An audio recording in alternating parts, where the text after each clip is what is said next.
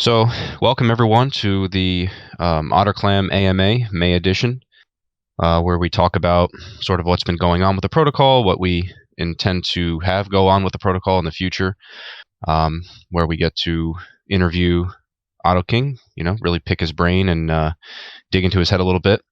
He's allowed us to do that, which is very kind of him.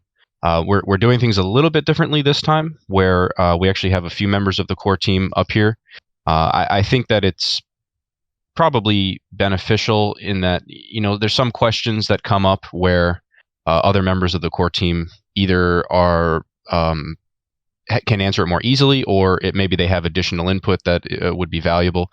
So I think it just makes sense to just have everybody up here, or as many as are able to, and yeah, just have a better chat with the team. So that being said, we have Ottoking, who I think we all know and love as our fearless leader. We have Kairos, who's our content lead. He deals with all the YouTube, Medium, blog articles. He oversees the distribution of all those things. And then Abtheo, who's our data and metrics guru, who's currently working on a big project for the Clam tokenomics. And so that's the team up here right now. Ottoking, how you doing? How's life going for you? I'm sure you're being kept plenty busy. Oh yeah. Actually, I just get a small vacation this week. Oh, really? Who To, authorized that? yeah, yeah, to me, my personally. It's good to be the king, I guess. Yeah, yeah. Go to the a small island near my country. Oh, cool. Like a resort island? No, actually, it's a fishing island. So there is a lot of fishermen there, Oh, and okay. you can also get some clam in the yeah near the beach. Oh, I'm sure that's what you were looking for primarily then. Yeah, definitely. So, are you an avid fisherman? Is that a hobby of yours? No, but my brother is very love fishing, so he invited me to his where he was at. So yeah, we have some like family time together for a couple days. Nice, nice. Oh, that's good. So, I don't know if Kairos and Abtheo, if you want to give a quick little introduction to yourselves. I mean, I kind of did it already, but Yeah, Kairos, I'll just say hey. What's that? Oh, yep. Jump the gun. I can just say hey. Yeah, happy to be here. I think I've talked in one AMA a little bit before, but yeah, mostly here to give added input on data and analytics, that kind of thing. Yeah, he's our resident big brain. And Thanks. and fun fact about Kairos, he just got married recently. How's that going for you, Kairos? I did. It's true. And yeah, I guess what everybody says about the transition between being single or even engaged to married is it's quite stark, that contrast is. But yeah, it's going great. It's a new life in a lot of ways, and you start planning and thinking about things together in ways that you wouldn't have before. And honeymoon was wonderful down in Costa Rica. We had a great time. So yeah, it's going good, and I'm looking forward to digging back into some of the content to get put out here for OtterClam. We got a lot of things in the works, and lucky for me, the 2 weeks I was out of pocket, it seemed like, or maybe that's just because I've always been here and didn't even notice it, but it sure seemed like there was a record number of updates and new developments while I was out. So yeah, looking forward to getting my head around some of it. And Abtheo went on a tear, and Ottoking, of course, and the dev team have been hard at work. So there's plenty to try to wrap your head around at the moment. And as that continues to happen, there will be content produced that reflects that. So yeah, I'd like to help in that regard. I've just been falling behind myself in the writing and the recording, but we'll get back on track. We'll get there. Absolutely, plenty to cover. So to that, well, we're glad to have you too. And to that end, obviously the big current subject is the rarity competition, which has been it's been teased a bit lately. Ottoking, do you think maybe you could maybe give us a little additional information on the upcoming competition and what we could expect? Yeah, sure. Okay. So I think most of you guys already saw the Rarity dashboard, and you can see how you uh, change the items of your Ottos wearable will reflect directly to the rarity of your Ottos. Not only the base rarity score, but also additional relative rarity scoring. Yeah, and all these calculation is will go to the rarity competition. Yeah, it's a massive event of the Auto Kingdom. So basically, we allocate more than 10,000 of clans for the price of the rarity competition. So Yowzers. yeah, it's not a small number, I guess. Yeah, and it will be for 8 weeks for the first season, and we will have 4 rounds. Each round will have 2 weeks. So the autos, all the autos, loties, and all the Clio can participate in a competition. So as long as you are the top 50% of the rarity leaderboard, you have a chance to win some clans from the prize. Yeah, and the top 10, the prize of top 10 is a significant amount of clans.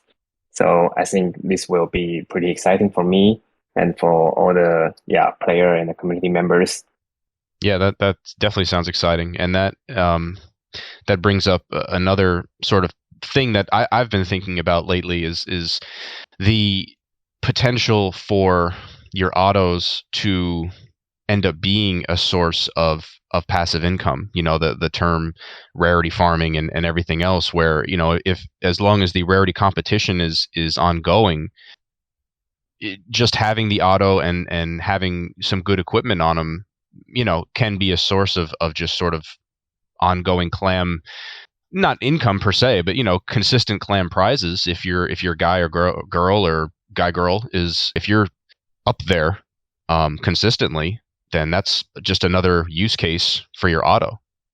And you know, it's exciting for me because this is, you know, the rarity competition is only one phase of all this. You know, like when we minted the autos, the big thing was the missions, which are still coming. And now, you know, we have the rarity competition out, well, very soon. And you know, I just love seeing the utility continuously being added, you know, to these autos that we minted and the equipment and everything else. So it's exciting for me, and I hope that it's exciting to a lot of other people too. This should be a lot of fun. Ottoking, I had a question actually about I love being the speaker. I get first dibs on questions. I'm a little curious about the base rarity score versus the relative one. Is the BRS, is that just the rarity score that your auto is minted with and it's unchangeable, and then the relative rarity score is sort of modified by equipment? Is that how it works? Not exactly.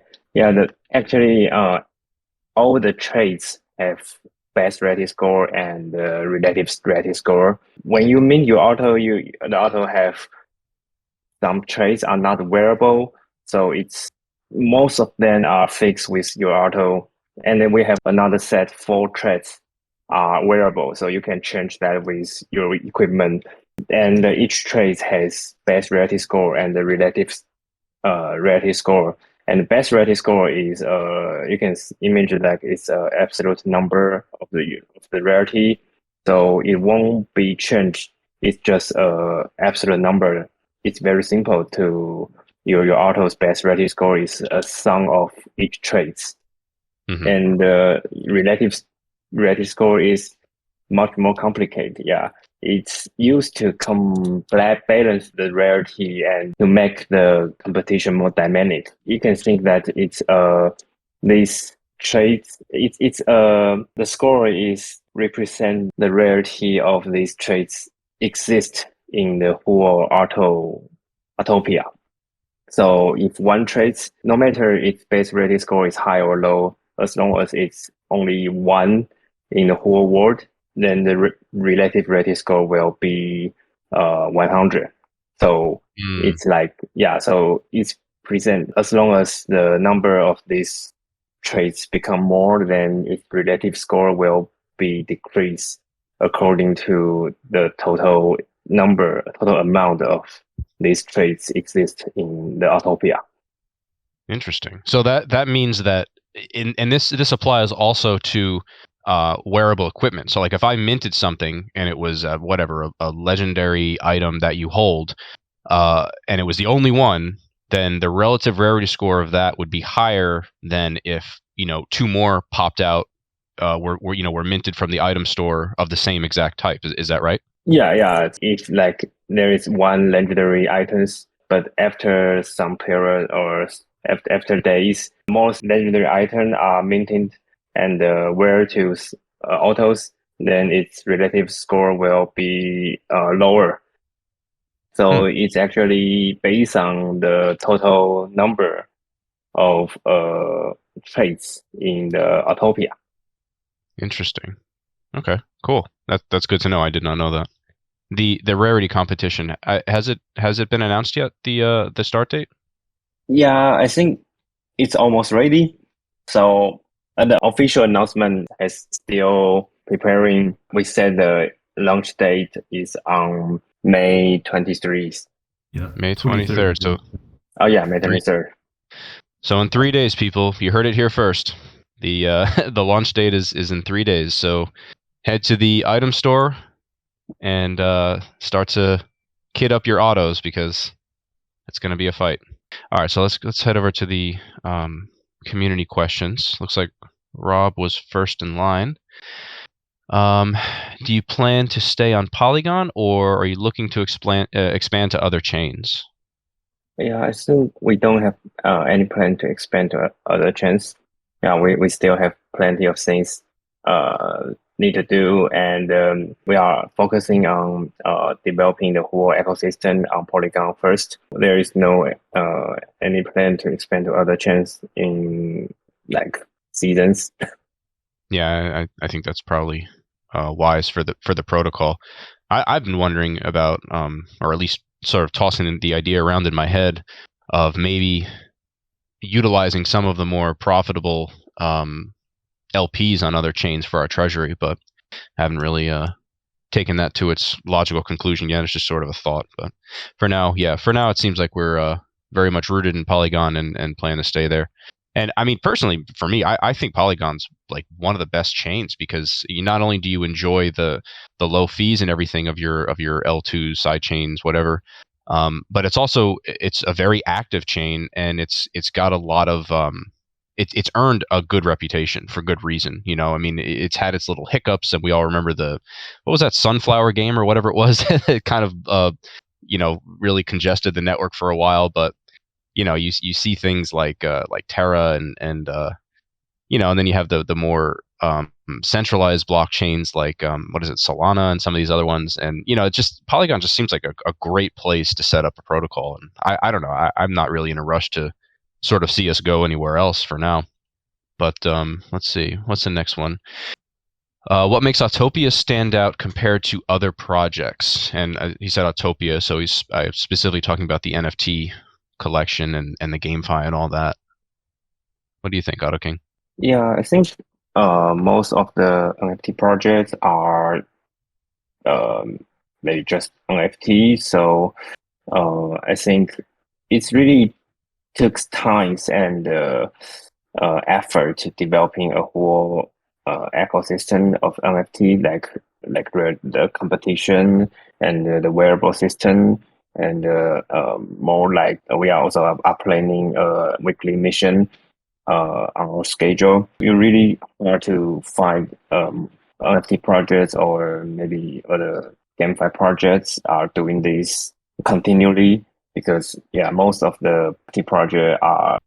I think you really need to like spending a lot of time and effort to, and also you need to have enough experience and the technology to build such a system. So it's really from my point of view, it's not so many projects have this kind of the ability to create such ecosystem. And I think we have enough strong community and also have seasoned, experienced developer, designer. So that's why the Ottopia can stand out compared to other projects. I think you can compare to, we start from a OHM fork. It's from almost 6 months ago, right? Yeah, if you saw most of the OHM fork, it's almost dead. Almost no project left here for now. And we still here, and we create a new project, Ottopia, and we launched first is a PFP and now it's more like much more. We add much more utility and game, and also developing more integration with our DeFi. Let's show we are actually spending a lot of time to make this project adopt the environment. I think that's the main reason the Ottopia can stand out from compared to another project. Yeah, and to that end, about spending time in on Ottopia, I don't know if it was announced or not, but we did hire an actual game designer to help us to make Ottopia the best game that it can be. So that's also going to be something. Don't worry, guys. It's not like I'm here behind the scenes trying to make this a fun game. Like you don't want me doing that. So we got the right people in the right places to make the game, all of the GameFi aspects as interesting and attractive as they can be. What you had mentioned, Ottoking, about the ecosystem being unique, I think that's true in a different way too, because we minted the Ottos with the promise that they were going to be, that they had a few different aspects to them, but I guess the initial lure was that they would be elements of a game or several games. And that's certainly true, but remember that Ottopia is also built on top of a fully functioning DeFi protocol, like you mentioned. And so I don't know. I mean, I'm maybe not well versed in NFT gaming that much, but I'm pretty sure that most NFT projects don't have the aspiration of creating a fully functional NFT marketplace on Polygon. And because we are going that route, in a few months or 6 months or however long it's going to be, the NFTs that we minted, which have GameFi utility now, will also have DeFi utility down the line, because again, the NFT marketplace is in the works, so is the breeding mechanism. So these same NFTs are going to have DeFi applications, they're going to have GameFi applications. I think that's what makes Ottopia stand out, because we are this great marriage of DeFi and NFT. All of the products of that ecosystem benefit from that, and that's the whole idea. It's an ecosystem. It feeds each other. It's a positive feedback loop, and I think that's really, next to our community, which you also mentioned. I believe that that's our biggest strength, is that marriage of DeFi and NFT. And yeah, I mean, what you mentioned about the Ohm fork is true too. I mean, with all the Ohm forks, they either adapted or they died. I'm happy to say that that OtterClam was in the first group. So that's a credit to the community, to the team, that was able to happen, and that such a great product has come out of what could have been, a rough situation. So anyway, just wanted to get that out there. Will we see details on Chainlink's role for the minting? Many projects hype up its use, but actual uses are very limited, while OtterClam is utilizing it and mentioned in a quote-unquote, by the way, Chainlink makes it randomly fair comment like it's nothing. I'm not real familiar with Chainlink, Ottoking. Can you fill us in on what Chainlink's role is in the protocol? The main function of Chainlink is generating a fair random number. It's more like a technical limitation. It's very hard to actually generate a random number on blockchain fairly, because the nature of the blockchain make the generate a true random number is really hard, because miner, or you can say node runner, can actually sort the block or the transaction in the block the miner have some ability to control how block generated, right? Let's also control how the number or the random number generated on chain. So if you want to make a NFT or any game, because like NFT or game, you need to have a random number to play. So you can have a random utility or random mechanism. That's the fundamental of PFP NFT or a gaming system. So to resolve this problem, Chainlink having introduced a random number generator, and it's using a mechanism to make sure the random number won't be manipulated by someone, by a single source. Yeah, that's how the Chainlink used in most of the NFT project or game project. So in OtterClam, we use Chainlink to mint the portal. So when you open the portal, we will see the auto trades already set, and that the set of the trades is generated by the data provided by the Chainlink.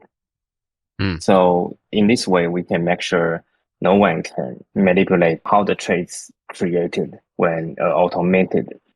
That's a way we make sure every automated won't be controlled or manipulated by the team or by some evil guys. Yeah, but it's much more technical. So I think we will share the details in an article to explain how we use this. Yeah, as a interesting aspect of this. Yeah, I think that's more interest to writing an article. Okay. Well, I don't volunteer for writing that article. That sounds way too complicated for me. But I'm glad that someone's going to write it. That's good. Sure. We will write it. You can just edit it. Okay, sounds good. That's good. I'll add periods and commas and stuff. That works for me. Okay, so Chainlink is what allows the OtterClam protocol to generate fair NFTs, and not. So does that also govern when legendaries or how many legendaries are minted, or is there just a set number and you just have a whatever % chance of actually minting a legendary? How does that work? That's also decide your auto is a legendary or not. Yeah, that's maybe easier to understand. Okay. So, but I mean, is there a cap to the amount of legendaries, or theoretically you could have, a lot or very few legendaries, just because Chainlink just says there's a 0.025% chance of minting a legendary, and then that's it. Like, is there actually a cap that's instituted somehow to where there's only ever going to be, I don't know, 100 or 200 or whatever it is? Oh yeah, the legendary is has a hard cap.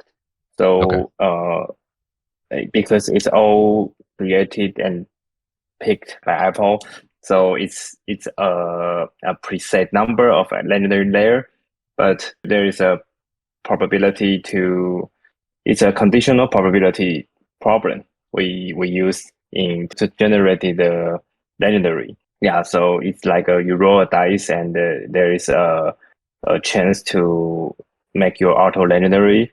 But if more auto are minted and no legendary out, the legendary will goes up. But if more, and if the legendary out are minted, then the probability will goes down. There is a formula inside the portal to decide this. Got it. Okay. And I guess to that end, Rob's final question is: how can a long-term diamond hand holder get a legendary auto? Asking for a friend. Ottoking, I would expect this question probably every month until Rob gets a legendary auto. So I don't know if we give in to his terroristic demands and just give him one, or if we continue to hold out every month and just bear with the question. So I'll leave that up to you. Yeah. Okay. So I think we are also preparing a legendary auto as a prize of the mission, the competition or the mission in next few months or seasons. I believe the long-term holder also have the higher chance to get this legendary auto. Yeah. Oh, cool. All right, there you go. So your chances increase. Furthermore, you can use the rewards from your diamond hand chests to mint more autos and get more equipment to better get you ready for the missions and maybe the rarity competition if that's part of it to potentially win that legendary Otto. So there you go. All right. Now we're moving on to Papa Big Mac. Is OtterClam set to survive a bear market if this were to last a long time? Well, I mean, at least from my perspective, we have a treasury that earns on its own, right? It's not wholly dependent on new money. It's a dynamic treasury, and it yields on its own. That yield is part of the APY, right? So I mean that's where the APY comes from. It comes from the treasury yield. So in that way, we have a very sustainable model. And furthermore, I would say that Ottopia, especially now that we're finally getting some real concrete utility for the NFTs. Remember that Ottopia is another revenue stream that I would say that we haven't fully tapped into yet. And so, I think that the whole ecosystem is set up to be a long-term success, right? Not a short-term hype train, which is sort of, maybe that's how we kind of started, right? Because we started as an Ohm fork, and Ohm and its forks were built on hype and stupid high APY, which no one after a while believed was sustainable. And so we moved away from that, and I think we have a much more sustainable model now, regardless of what the market outside is doing. Ottoking, what do you think? Yeah, I think the treasury is actually having provide us the base income of the protocol.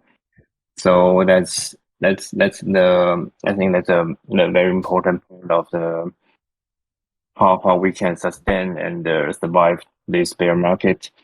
And so I think Abtheo also mentioned this. Also Rock had mentioned this about doing a big project about to display the treasury income and the buyback, and also how it reflect the APY.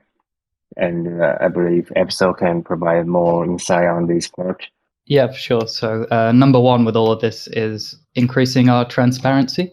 So we're going to push an update, hopefully later today, that, like you say, breaks down all the treasury revenue, both in terms of new liquidity entering the protocol from investments and in terms of the clam we earn through Ottopia. So yeah, both of those sources can be used to pay out to stakers. And like I say, this update will go on the dashboard, and we'll have pretty graphs of all of this to get a much better view of the protocol health. And from that point, we're working on a larger tokenomics update, where, as we can all see this data, we'll be able to better tune the APY and the revenue to coexist better, to feed into each other better. And in parallel with that is improving the buybacks. That's something in the long-term goal at the moment, but in order to offset the APY payments, basically, you would use a portion of the treasury revenue to buy back clam on the open market, which would increase the price, to offset the sell pressure generated from the APY. So yeah, lots of updates coming, and the main point, transparency. You're going to be able to see what the treasury is doing a lot better. Yeah, honestly, that's one piece of the puzzle that I think is really important for a protocol to survive long term. Is building a protocol, first of all, that's not based on short-term incentives, but long-term sustainability, especially when it comes to revenue and rewards and everything, and just transparency. The team being able to say, "Hey, this is where we're at." I think as a community too, that goes much farther than I think that people give it credit for, because if the community has the awareness or has the visibility that the team does, I feel like as a community member myself, you feel like you have more buy-in. Where your protocol is going and how it's doing and everything. It's so funny to say this, because when I first joined this community and this protocol, I was not community focused at all. I'm like, okay, it's just a bunch of people that want to make money. But now being here for a few months, I realized the incredible value of the community. And the community really is, that's going to be one of the biggest factors in surviving bad times and thriving in good times, honestly, because when the community has buy-in and they want to see the protocol succeed, they're not just here for a quick buck. That changes everything, honestly. And, you know, the crypto world is so full of the latter, right? Of people just trying to pop in and pop out. You know, we saw a lot of that, I think, early on when we were more forky, with bond sniping and APY rebase sniping and all that kind of stuff. And we've moved our protocol model to something that is more community focused and rewards the community more, I think, as a community, as people. And I think that's reflected in the people that make up this community themselves. Maybe that was a bit of a tangent, but I do believe that it's also connected to dealing with bear markets, which every protocol has to deal with, right? We're all in this together, the entire crypto sphere. And, you know, it's the bear markets that really pick the winners from the losers. And I firmly believe that we will be a winner. I'll kick this tangent can right on down the road with you just for a minute and say, you took the words from me here when you said the surviving versus thriving mentality is one that we need to make a clear distinction between. If you're asking a question about being able to survive a bear market, I think that one of the best things that we have in the protocol is the tokenomics that have been set to give us kind of a base rate, a base amount of revenue where our money's generating money, so to speak. And from that point, you kind of have this thing to fall back on. It's not quite insurance, but it's something like that allows you to breathe a little deeper than you would if you were in a protocol fully invested in something that, just didn't have anything of the sort. If you were totally dependent on the whims of the market, good luck. But we have this base case, and we can work up from there. And I think that this is those, I've been investing and trading markets inside of crypto, for the better part of 5 years now. And it's during the bear markets where, I've always seen the narrative on the behalf of founders and the diehards where they say this is the time to build. But I've never been in a project or involved with a project myself where I had the opportunity to actually feel that kind of to the bones, so to speak. And this is one of those times where you feel like, oh, well, this isn't so bad. We have this, protocol level insurance policy running in the background that keeps everybody feeling pretty good about whether or not we can survive. So to me, surviving the bear market is not really even a question. What's happening now is, do you want to talk about thriving? Okay, that's a fair question. Of course, it's going to be very difficult to thrive in a bear market, but surviving one is not a question for me right now. And if you can really absorb that and take that in, then it allows you to kind of just put your head down. And if you're somebody who's working on the DAO side of things, it really gives you the motivation to work, get things done, and build, and then it also, if you're not somebody that builds, but you're invested, then, participating inside the community this is a really good time to be doing that, to build your connections and to just enjoy the community for what it is, and the people who are involved in the project. And if you want to kind of deepen your knowledge about what we're doing here, it's a great time to be doing that, instead of having to parse through all the kind of the stuff that comes and goes inside of the hype of a bull market. Like right now, you get to actually look squarely in the face of the project and the people who are running it and say, is this thing going to make it? And for us, I feel like that question is answered. So then it really, on top of that, all you're trying to do is see, like, how much do we have to build to get into the next cycle of things? But for me personally, it has been a really incredible experience to see what the sentiment shifting to the bear side of things really does to a project, and how for us it didn't really get despondent or desperate at all. All of that has been checked at the door because we actually do have a protocol that works. So from there, all we have to do is build and continue to connect with each other, and you write it out. And I feel like we're totally capable of doing that, and we'll continue to do so. And then thriving is just on the other side of this transition. So I'm excited about that as well. But just wanted to make that comment in the community. Yeah, and now that you kick the can down the road, I have to kick it a little farther. Because when we're in this, whether we're in a bear market or not, I'll never say I'm not a predictor of these things. It certainly isn't rosy, right? But I mean, these things change very quickly in crypto world, so I'm not going to say that we're going to be in some crypto winter like we were before, which I personally don't think we're ever going to see again for 3 years or whatever it was. I doubt it.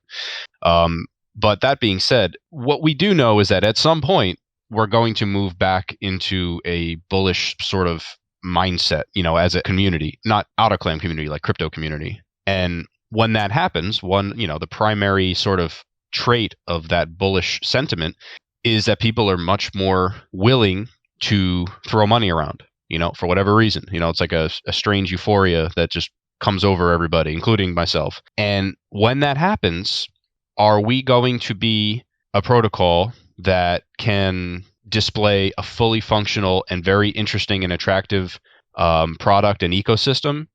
Or, are we going to be just sort of like, oh, well, it's a bear market, let's just hang out? No, this is a team that we haven't slowed down at all.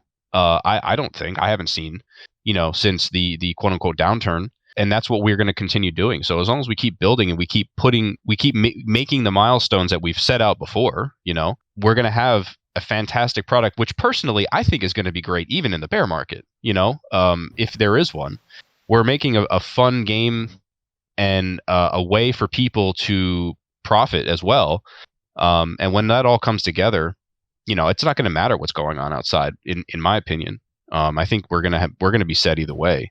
Obviously bull markets are better for any protocol to make more and to thrive more. But, I believe that we are set up to survive and thrive wherever.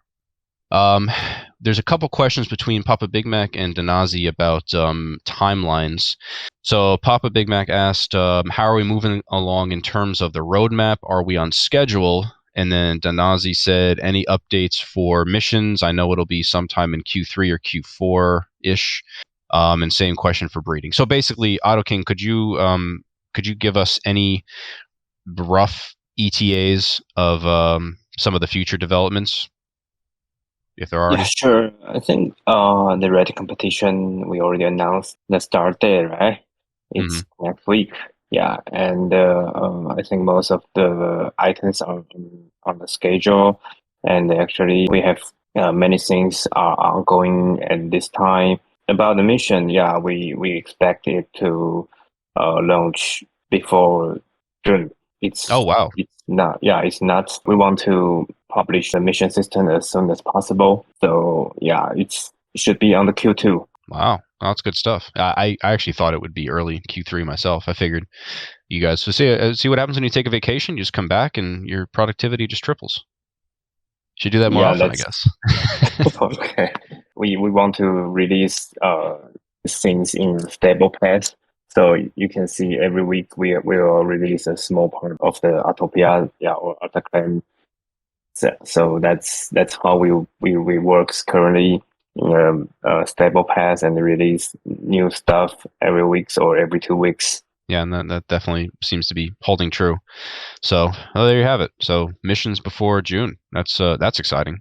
Heck, the Rarity competition will still be in its earliest part of the season, and we'll already have another utility for Ottos here pretty soon. That's very cool. And then the breeding, I assume, is going to be sort of co-dependent on the paw market coming out, which, I mean, that's probably more of a Q3, Q4 type of thing, isn't it? Right, yeah.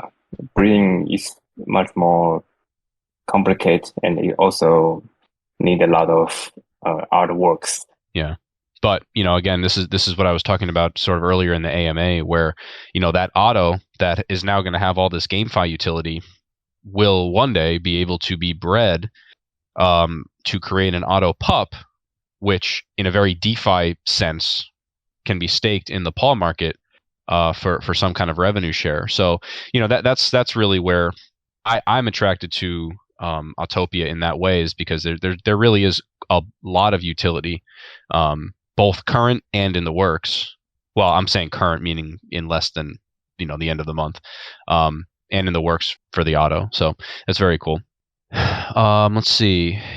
This was a good question. It's a bit long, but it's a good question. If natively our Ottos are with super low rarity, even after putting all equipment on, does that mean our Ottos are doomed to be losers in autoimmunity forever?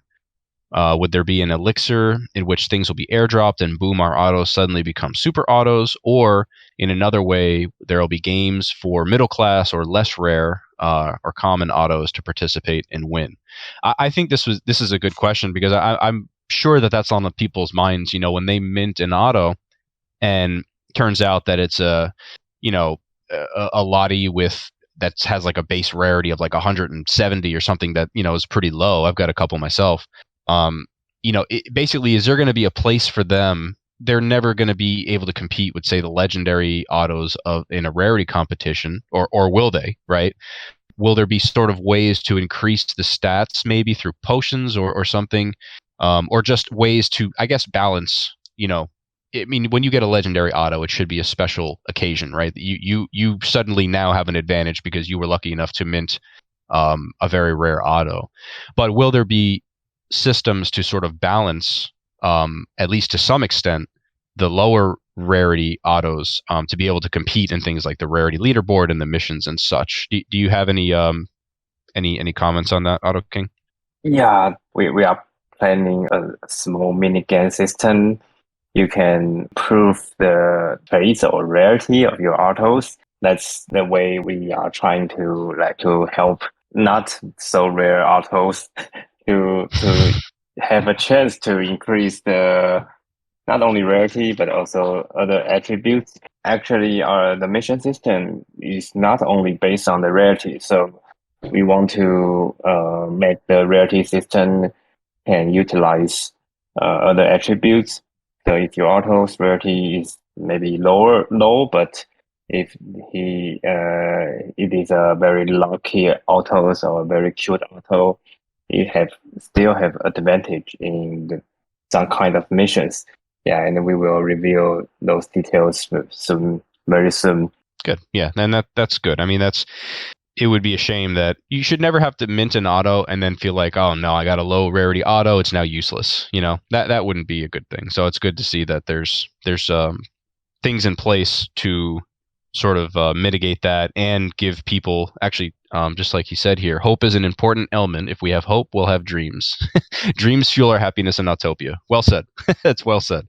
But it's true. I mean, if you mint a low rarity Otto, I'm glad to hear that there's things that you can now say, okay, this is a low rarity Otto, no problem, but I can do X, Y, and Z and increase the rarity, and then they'll be great for this mission, or I can actually get them on the leaderboard or whatever. So that's cool. And yeah, I was actually wondering that too. Like, would there be potions where you could have maybe small permanent stat boost, and then maybe other potions for roughly the same price where you could get large boosts but temporary? Maybe a plus 20 to your intelligence for 2 days or something like that. I don't know. Thought that might be useful for certain missions or something like that. But all speculation. But that's good to hear. So that's good. We'll be definitely be looking forward to that. If we're having the APY of 91% for diamond chest holders, does that mean we are dealing with a constant sell pressure? Does the revenue buyback balance this 91% APY in the long term?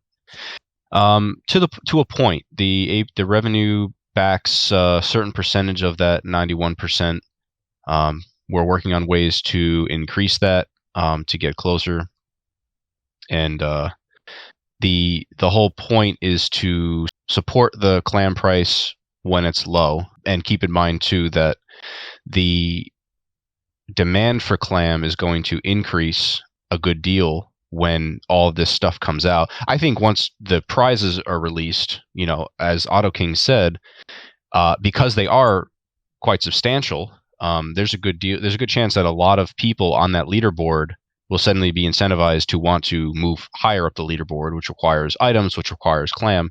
I mean, we're giving more use cases for clam, and as that happens, the clam price increases. And once it gets to a certain point, then it becomes once again an inflationary token, right? By design, because once it gets above a certain level, we want to reward stakers with more APY, for the time that the clam price is healthy. There's a little bit of sell pressure currently. It's not much. I mean, you've seen it. It mostly holds steady here for a while now. I mean, it took a hit with the rest of the market. I don't think we took as big of a hit as a lot of other tokens that are much, much bigger than us too. So I'd like to, point that out. The buybacks are doing what they're supposed to do. But yeah, we keep tweaking the treasury. One thing Abtheo didn't mention in his revenue model is that he's working on and still developing a new method of bonds that will be able to be utilized just at any time, not when we're above or below a certain price. So there's an interesting mechanism there that he's working on right now. That'll be another source of revenue for the treasury. We're talking about doing something with our LP that'll bring in additional revenue that we don't currently have. And so, we're adding treasury or revenue to the treasury wherever we can.